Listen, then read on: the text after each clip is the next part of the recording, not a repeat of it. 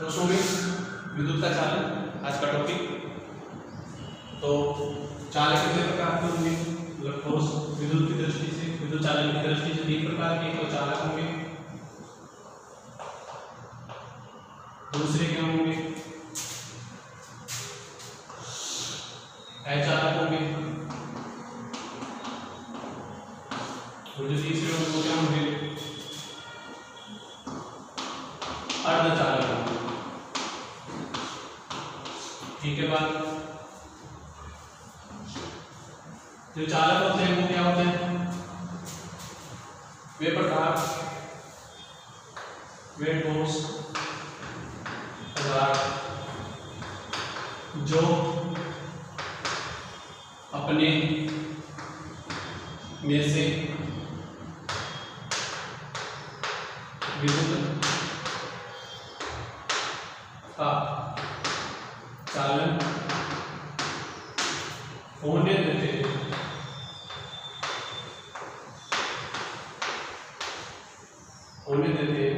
अर्थात आवेशों को अपने में से प्रवाहित होने देते हैं।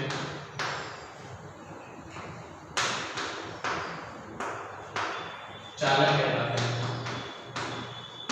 चालक कहलाते हैं। ठीक है।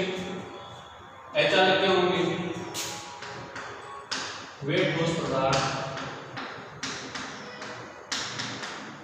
जो अपने में से आवेशों का प्रवाह नहीं होने देते।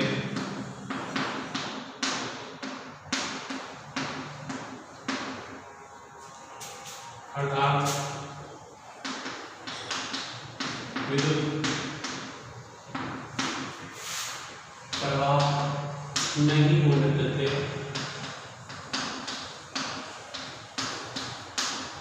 क्या कहलाते हैं, अचालक कहलाते हैं।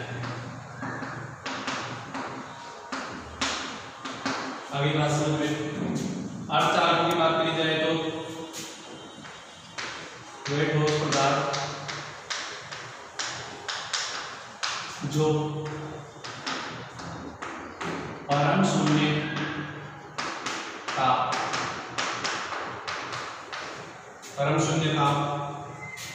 पर विद्युत के क्या होते हैं, कुचालक होते हैं।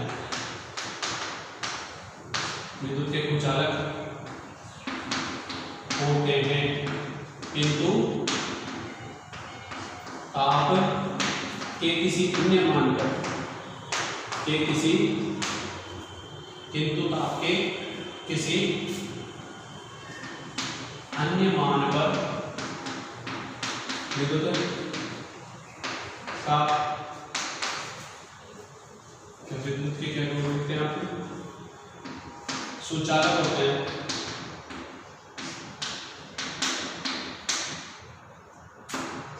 उन्हें क्या कहते हैं,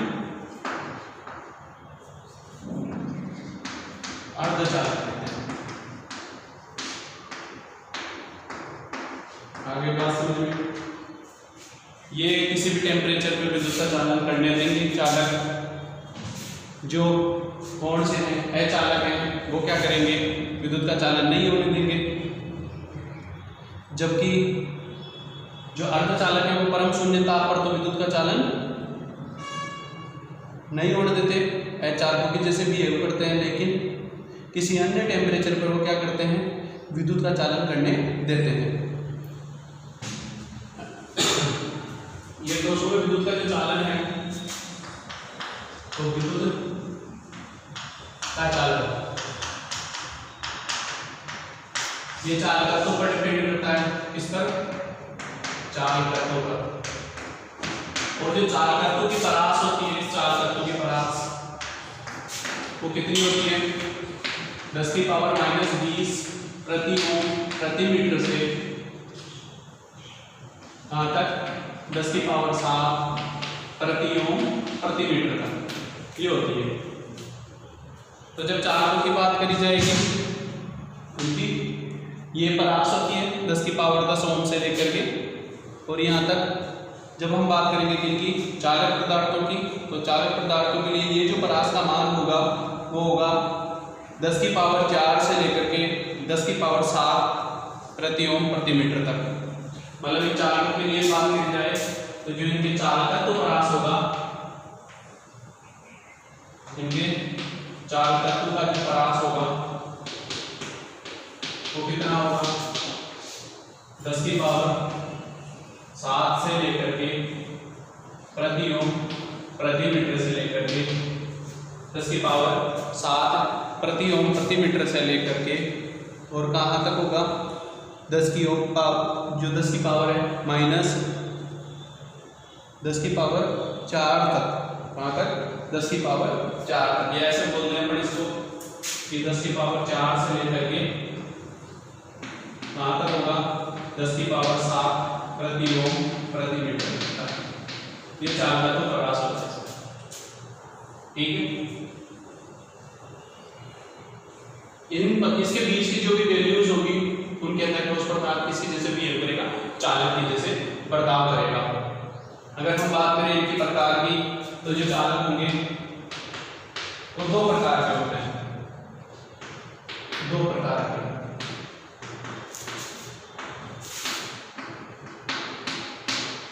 दो प्रकार होंगे चालक। पहला प्रकार जो होगा वो होंगे धात्विक चालक, और जो दूसरे होंगे वो कैसे होंगे वैद्युत अपघटनीय चालक। वैद्युत अपघटनीय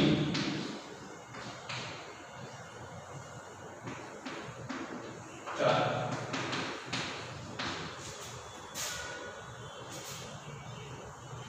वैद्युत अपघटनीय, ठीक है। धात्विक चालकों की बात करी जाए तो ये क्या होते हैं उच्च चालक होते हैं। कहने का मतलब जो इनकी चालकता परास होती है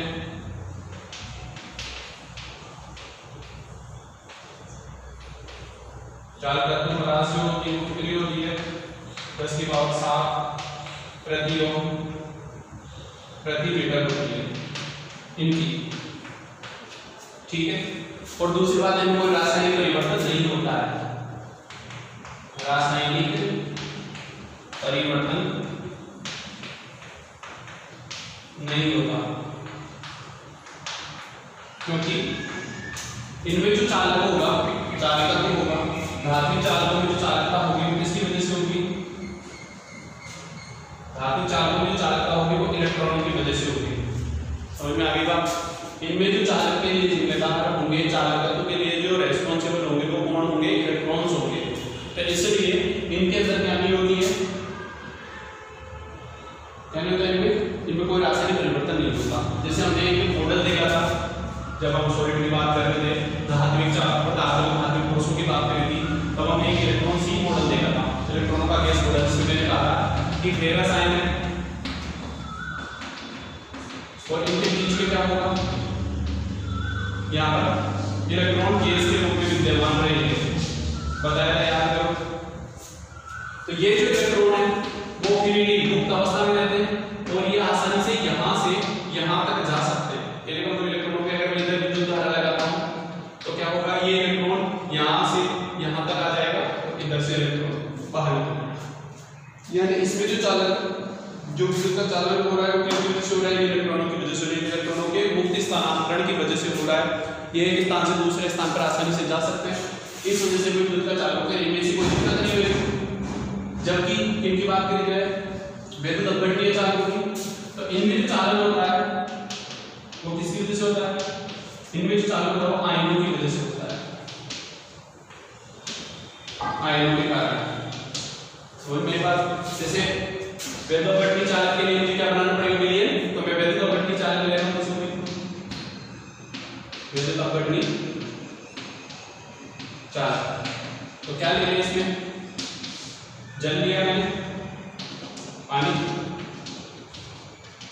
H2O, ठीक है। और इसके अंदर क्या डाल दिया मैंने, नमक डाल दिया NaCl। पता है NaCl पानी में डालते क्या करेगा, Na+ में और Cl- में ब्रेक होगा। यहां से मैंने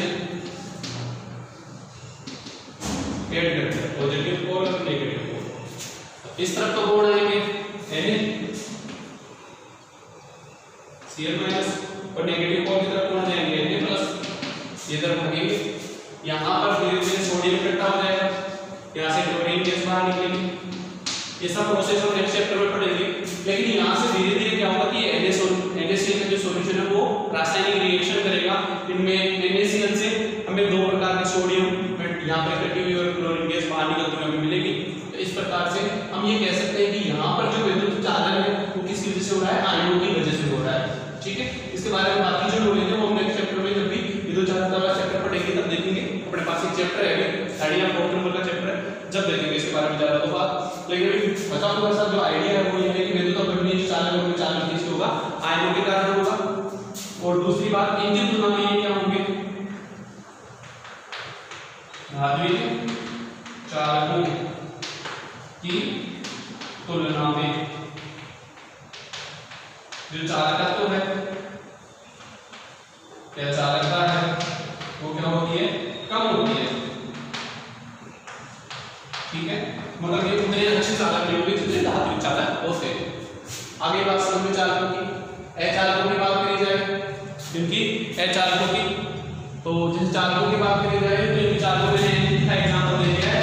लोहे की धातु की बात कर ली है हमने, फेरस की बात कर ली है, फेरस धातु की। और अगर इसकी बात की जाए तो हमने NaCl सॉल्यूशन की बात कर ली है। हमारे पास ये 2 एग्जांपल हो गए। अगर धात्विक चालकों की बात करें फेरस, NaCl की बात कर ली है, और अगर केवल चालकों की बात करें तो दोनों ही एग्जांपल उसमें आ जाएंगे और जो भी धातु है वो इसमें आ जाएंगे। अगर बात करें हम किनकी, अचालकों की, अचालकों में क्या होगा, अचालकों के एग्जांपल थोड़ा सा कल्पना करो, अचालकों के एग्जांपल कौन कौन से होते हैं।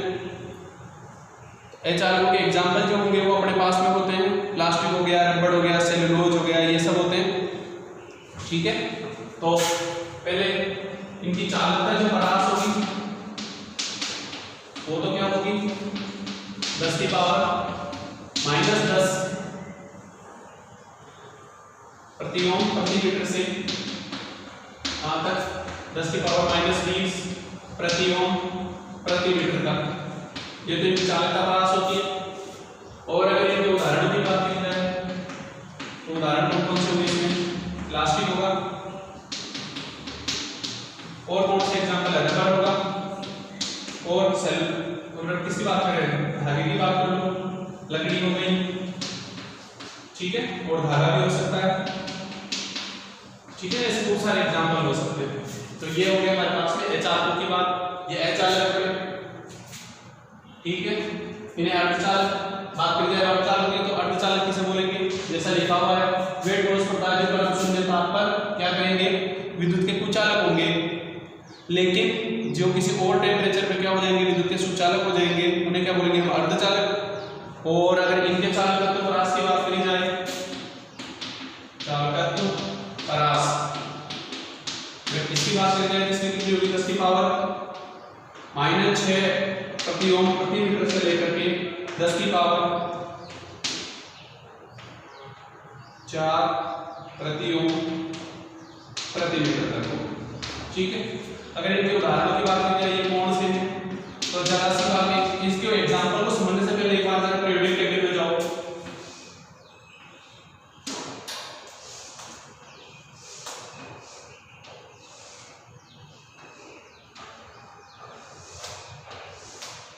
इस प्रकार की पीरियोडिक टेबल है, ये S ब्लॉक है अपने पास, और ये अपने पास में कौन है, P ब्लॉक है, और ये कौन है, ये D ब्लॉक है। हमें पता है ये सब क्या है, चालक है। यहां पर कार्बन के नीचे से, ठीक है, ये वाला जैसे कार्बन हो गया, सिलिकॉन हो गया, जर्मेनियम हो गया, ठीक है। तो यहां से ये ऐसे एक जिगजैग लाइन जाएगी, ठीक है। ये सब क्या होते हैं अपने पास में, हमें पता होना चाहिए इन्हें क्या बोलते हैं, हम अर्धचालक बोलते हैं या अर्धचालक होते हैं, ठीक है। जिनमें ये दो प्रमुख अर्धचालक है, सिलिकॉन और जर्मेनियम। इसके लिए हम बात कर सकते हैं अर्धचालक के कौन कौन से हो गए। ये दो हमारे पास में अर्धचालक हो गए, दो प्रकार के, ठीक है। ये हो गए हमारे अर्धचालक, ये हो गए चालक का परास। एक बार ये पीरियोडिक टेबल है, इसमें देखना आपके पास में एक अलग से कलर करके, और हमें ये बताया हुआ रहता है कि इस पीरियोडिक टेबल में ये जो है वो अपने पास क्या होंगे, अर्धचालक होंगे। जर्मेनियम हो गया, सिलिकॉन हो गया, ये अर्धचालक है, ठीक है। ये बात हो गई अपने पास में चालकों की। अब अगर इनमें टेम्परेचर की बात करी जाए, इसकी ताप की, तो इनके बाद फिर क्या, इनके ऊपर तुम ताप बढ़ाओगे, इससे ताप वृद्धि करोगे तो क्या होगा, चालकता बढ़ेगी, ठीक है। अगर इसके भी चालकता ताप वृद्धि करते हो, यहाँ पे भी अगर ताप वृद्धि करते हो, ताप बढ़ाने पर तो क्या हो जाएगा, चालकता में वृद्धि होगी, ठीक है। इसको अभी बैंड सिद्धांत से समझेंगे। लेकिन अगर यहाँ पे बात की जाए, अगर यहाँ पे टेम्परेचर बढ़ा रहे हो तो क्या होगा, चालकता के मान में कमी आएगी। समझ में आ गई बात, कमी क्यों आएगी, वही फिर बात कौन सी है इसके लिए, तो इसके ताप बढ़ाने पर चालकों के मान में कमी इसलिए आती है, क्यों, तो इलेक्ट्रॉन कैसे बढ़ लिया आपका, वापिस से धात्विक चालकों के लिए फेरस है,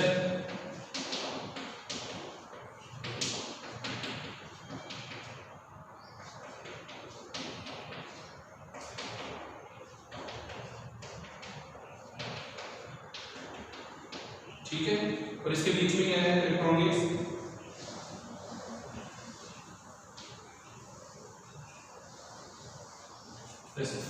ठीक है।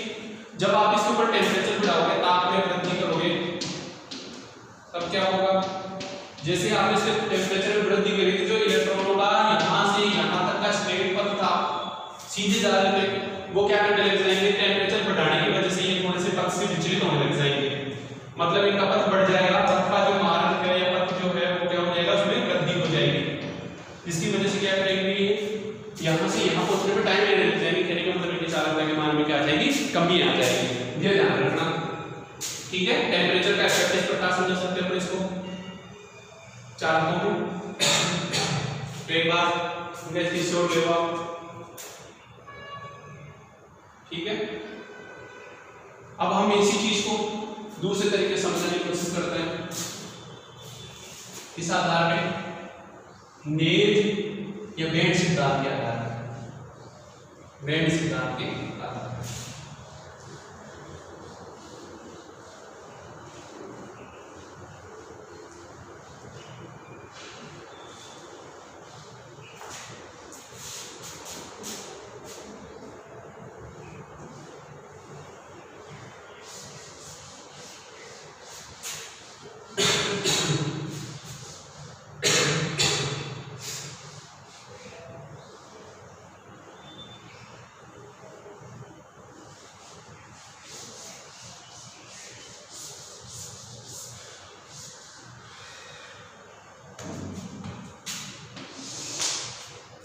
इसी चीज को हम बैंड सिद्धांत के आधार पर समझाने की कोशिश करते हैं।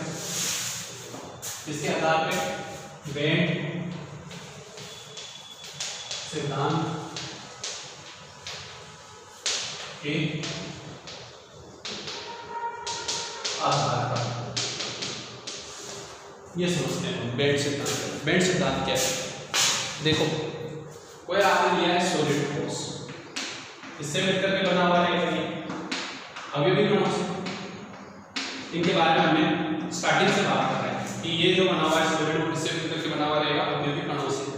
अवयवी कण क्या क्या हो सकते हैं, अणु हो सकते हैं, या क्या हो सकते हैं, अणु हो सकते हैं, या क्या हो सकते हैं, आयन हो सकते हैं। जहां आयन है उनकी बात ये नहीं करता, ठीक है, क्योंकि आयनों को तो लिक्विड में डालोगे तो आयन विद्युत का चालन करने लग जाएंगे, इसलिए इस चीज को हटाना। अब अवयवी गुणों में बात करेंगे अणु और परमाणु।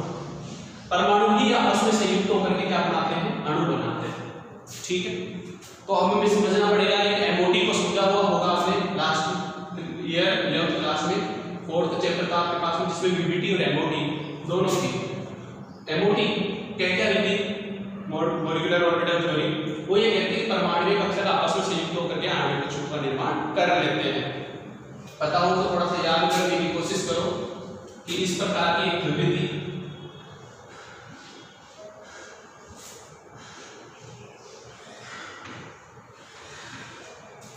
इस ऑक्सीजन की बात करी जाए, ये ऑक्सीजन का एक परमाणु और ये दूसरा ऑक्सीजन का परमाणु, और मिलकर के क्या बना रहे हैं, ऑक्सीजन का अणु बना रहे हैं। तो यहाँ पर ऐसे ऑर्बिटल में निम्न ऊर्जा वाले होंगे, ये उच्च ऊर्जा वाले होंगे। ठीक है, इसे क्या कहते हैं हम, सिग्मा, ये सिग्मा स्टार होगा। ठीक है, पता है। तो एमओटी क्या कहती थी, हम वहां पे भी हमने पढ़ा था कि 7 से पहले तक के कुछ जो होंगे, 7 से पहले वहां पे एक पैटर्न चलता था कि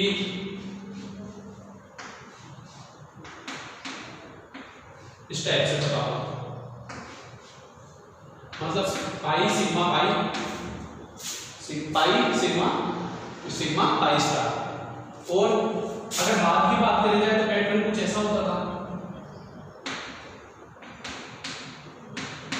ठीक है, तो वहां पे बताया क्या गया कि ऐसे हुआ है, ये किस वजह से हो रहा है कि जब हम इनके अंदर इलेक्ट्रॉन बढ़ते हैं तो इनकी एनर्जी बढ़ती है, और जो इनके बीच का जो अंतराल है वो क्या हो जाता है, थोड़ा कम हो जाता है, जिनकी वजह से ये कक्षक क्या कर जाते हैं, दूसरे में अतिव्यापन कर जाते हैं, फिर इनमें रीडिस्ट्रीब्यूशन होता है। पता होगा, नहीं पता तो एक बार उसको रिवाइज करो, 11th क्लास के बुक में जाकर के उसको चेक करो, पता लगेगा। ठीक है, तो वही बात यहाँ पर, अगर हम किसी सॉलिड को बना रहे ठोस, तो मिलकर के बन रहा है परमाणुओं से। अब परमाणु क्या होंगे, बहुत से परमाणु, खूब सारे, बहुत से परमाणु। किसी सॉलिड की बात की जाए तो उसमें बहुत सारे परमाणु। ठीक है, वो परमाणु के जो परमाणु कक्षक है वो क्या कर लेते हैं, आपस में अतिव्यापन कर लेते हैं। ये परमाणु कक्षक क्या कर लेते हैं, अतिव्यापन कर लेते हैं। अतिव्यापन करके किसमें बदल जाते हैं, आणविक कक्षक। और ये जो आणविक कक्षक है, ये आणविक कक्षक हमारे पास में 3 प्रकार के मिलते हैं। एक तो वो 2 प्रकार के आणविक कक्षक, एक वो जिनके अंदर इलेक्ट्रॉन हो, जिनके अंदर इलेक्ट्रॉन होंगे, आणविक कक्षक होंगे 2 प्रकार के, इलेक्ट्रॉन वाले जिनमें इलेक्ट्रॉन है, और दूसरे इलेक्ट्रॉन रिक्त, मतलब जिनमें इलेक्ट्रॉन नहीं है। इस प्रकार से 2 प्रकार के हमें क्या मिलते हैं, आणविक पर वो मिलते हैं, क्या होते हैं, इसको आणविक कक्षक मिलते हैं। जिनमें इलेक्ट्रॉन होते हैं उसे हम क्या कहते हैं, किसी हो सकता बैंड। जिनमें इलेक्ट्रॉन पाए जाते हैं, अगर इनमें इलेक्ट्रॉन भरे हुए तो क्या बोलेंगे, सी हो सकता बैंड बोलेंगे। और जिनमें इलेक्ट्रॉन नहीं होते उन्हें हम क्या कहते हैं, चालन बैंड बोलते हैं। और इन सी हो सकता बैंड और चालन बैंड के मध्य का ये जो गैप है, इसे हम कहते हैं ऊर्जा अंतराल। और इसके एक नाम आगे बोल लगा दो, अंतराल, इसके नाम आगे बोल लगा दो वर्जित ऊर्जा अंतराल होता है इसको। अगर ये वर्जित ऊर्जा अंतराल कम है, कम, ठीक है, जब तो वो हमारे अर्धचालक होंगे। और ये अगर अधिक है तब क्या होंगे, तब वो ठोस हमारे होंगे, अचालक होंगे। और अगर ऊर्जा अंतराल है ही नहीं, कहने का मतलब सही सुता बेड और चालन बेड आपस में अतिव्यापन कर रखे हैं, तो फिर हमारे पास जो होंगे वो क्या होंगे, चालक होंगे। ये बात थोड़ा सा इसको समझते हैं। अब आगे दोबारा से एक बार मैं रिपीट कर रहा हूँ, क्या है कि जो सॉलिड है वो अभी भी दोनों से मिलकर के बने हुए होते हैं। बहुत सारे परमाणु कक्षक होंगे, वो परमाणु कक्षक क्या करेंगे, परस्पर अतिव्यापन करके आणविक कक्षकों का निर्माण करते हैं, क्योंकि बहुत निकट होते हैं, तो वो क्या कर लेते हैं, आपस में अतिव्यापन कर लेते हैं और किनका निर्माण करते हैं, आणविक कक्षकों का निर्माण कर देते हैं। 2 प्रकार के आणविक कक्षक बनते हैं, एक वो जिनमें इलेक्ट्रॉन भरे हुए होते हैं और दूसरे वो जिनमें इलेक्ट्रॉन नहीं होते हैं। ठीक है, जिनमें इलेक्ट्रॉन होते हैं वो और जिनमें इलेक्ट्रॉन नहीं होते वो। जिनमें इलेक्ट्रॉन भरे हुए होते हैं हम संयोजकता बैंड कहते हैं, बैंड सिद्धांत के हिसाब से। और जिनमें इलेक्ट्रॉन नहीं होते हैं उन्हें हम चालन बैंड कहते हैं, बैंड सिद्धांत के हिसाब से। ठीक है, ये बात है। और इन दोनों बैंड के मध्य संयोजकता बैंड और चालन बैंड के मध्य का जो रिक्त स्थान होता है, जो ऊर्जा अंतराल होता है, उसे हम वर्जित कहते हैं। तो चालक का बात करें, ये हो गया हमारे पास में कौन सा बेंड, चालन बेंड। और ये कौन सा हो गया अपने पास में, संयोजकता बेंड। संयोजकता बेंड में क्या होंगे, इनमें क्या होंगे, संयोजकता बेंड में इसमें इलेक्ट्रॉन भरे होते, इनमें इलेक्ट्रॉन होंगे। अब ये वो क्षेत्र है जो दोनों का उभयनिष्ठ क्षेत्र है। कहने का मतलब ये कि इस क्षेत्र को हम बोलते क्या है, ये अपने पास में है वर्जित क्षेत्र या ऊंचा अंतराल। इसका मान यहां पर जो है वो नगण्य है। कहने का मतलब ये है कि यहां पर संयोजकता बेंड और चालन बेंड एक दूसरे में क्या कर रहे हैं, अति जा रहे हैं। संयोजकता बेंड वह चालन बेंड क्या कहते हैं, परस्पर अति व्यापन की अवस्था में होते हैं। ठीक है, इस वजह से इनके जो इलेक्ट्रॉन है वो आसानी से किसमें चले जाते हैं, संयोजकता बेंड से चालन बेंड में चले जा सकते हैं। क्योंकि एनर्जी गेन है ही, तो आसानी से वो चालन बेंड में जा सकते हैं।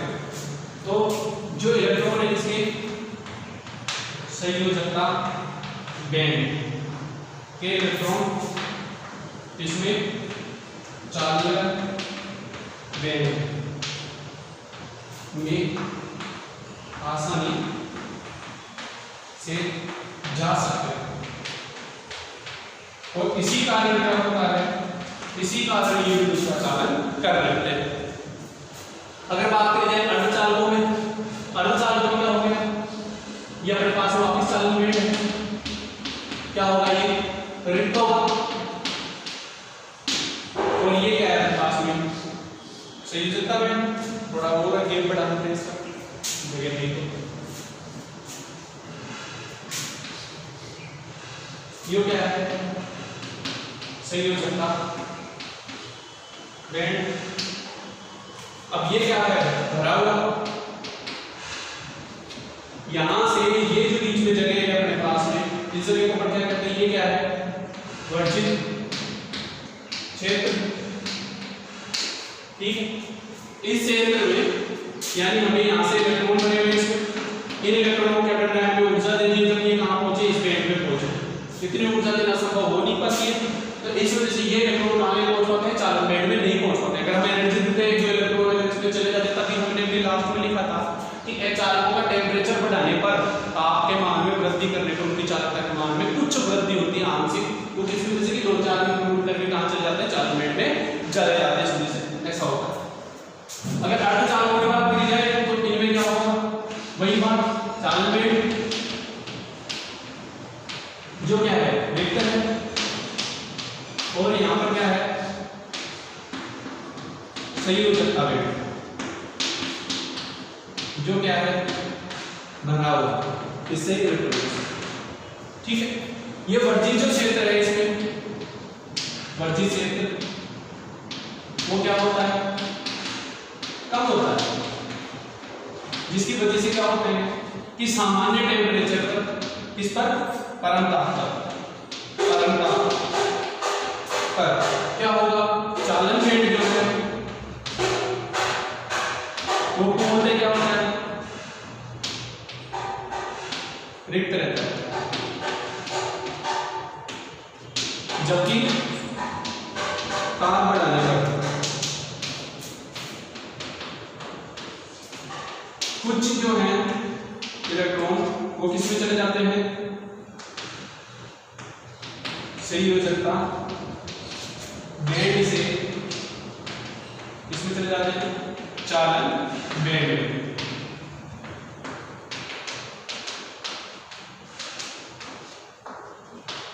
ठीक है, और इसी के कारण क्या हो जाता है, यहां से इसमें थोड़ा विद्युत का चालन होना प्रारंभ हो जाता है। समझ में आ गई, यही है चालन बेंड की थ्योरी। ठीक है, अब हम बात करें अर्धचालकों की, तो अपने पास में इन बात को देख लो। अर्धचालक की बात करें तो अर्धचालक के पास में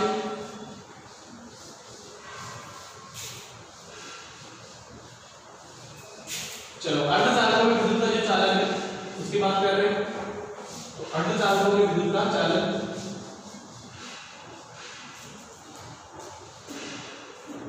इनमें अर्धचालकों में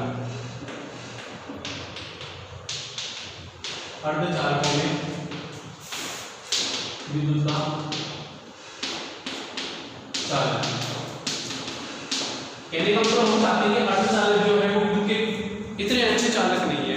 अब हम चाहते हैं कि ये विद्युत के थोड़े अच्छे चालक बने, तो हम कैसे बना सकते हैं? तो हम इसको दो प्रकार से बना सकते हैं। एक n प्रकार के अर्धचालक बनेंगे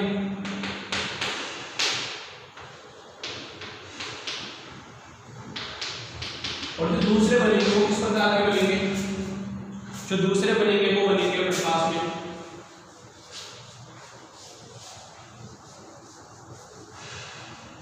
p प्रकार के अर्धचालक। इस प्रकार के बनेंगे, जो दूसरे बनेंगे वो बनेंगे प्रकाश में p प्रकार के अर्धचालक। p प्रकार के अर्धचालक कैसे बनेंगे जरा इसको समझ लेते हैं। तो देखो अर्धचालक कहां है अपने पास में? यहां पे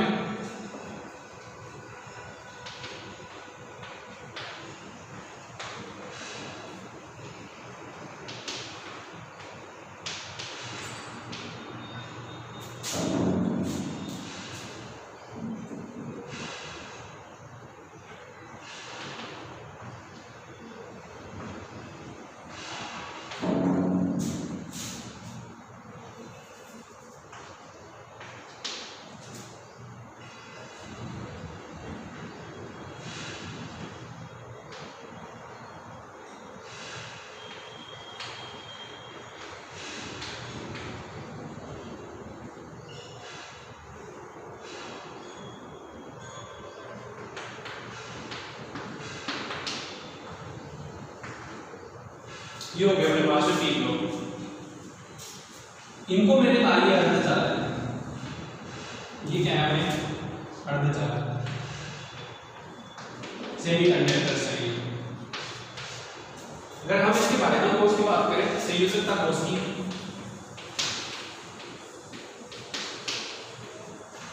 और उनके इलेक्ट्रॉनों की बात करें,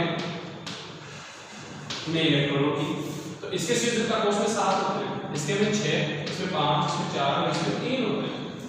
ठीक है, अगर मैं इसके स्ट्रक्चर की बात करने जाऊं सिलिकॉन की, तो सिलिकॉन की जो स्ट्रक्चर होगी वो किस टाइप की होगी? इसकी स्ट्रक्चर कुछ इस प्रकार से होगी। ये टेट्राहेड्रल है, यानी कि मतलब एक सिलिकॉन 4 के साथ जुड़ा हुआ रहेगा, 4 सिलिकॉन के साथ, और फिर ये चारों सिलिकॉन भी इसके साथ में 4 अन्य सिलिकॉन के साथ जुड़े हुए रहेंगे।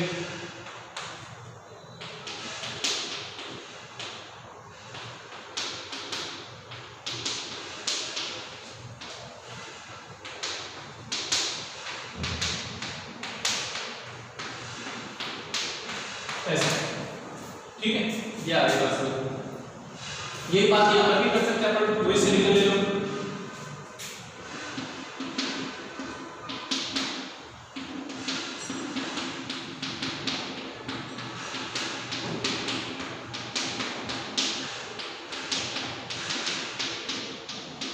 आयतन को उसमें 4 चारों के साथ क्या होता है? सेल्सियस इलेक्ट्रॉन द्वारा ये आपस में जुड़े हुए हैं, यानी कि मतलब इलेक्ट्रॉनों की एक इलेक्ट्रॉनों की एक कोण बनाने के लिए क्या करेंगे? इन्होंने साझेदारी करेंगे, म्यूचुअल शेयरिंग करेंगे, समान रूप से इलेक्ट्रॉन लगाएंगे। जैसे ये बन रहा है तो एक सिलिकॉन ने यहाँ इलेक्ट्रॉन, एक सिलिकॉन ने इसने लगाया और एक इलेक्ट्रॉन इसने लगाया, ऐसे करके, और इन दोनों के बीच में बॉन्ड बना हुआ है ऐसे। अब क्या किया जाए कि ये जो वर्ग बोलते हैं इसको कौन सा बोलते हैं? देखो 2 तो इधर ऐसा है, फिर 10 ये बार, फिर इसको वर्ग नंबर 13 बोलते हैं। मतलब ये वर्ग संख्या की बात करी जाए, ये वर्ग संख्या कौन सी है? 13, 13, ठीक है, ये 14, ये 15, ये 16, ये 17 और ये 18। ठीक है, तो वर्ग संख्या की बात करी जाए तो 18 नहीं लिखा है, 13, 14, 15, 16 और 17 है। क्यों? क्योंकि 2s के और 10 d के, 10 और 2 12, 13, 14, 15, 16, 17। तो वर्ग जो 14 नंबर के जो तत्व हैं उनके भाज्यों को उसमें से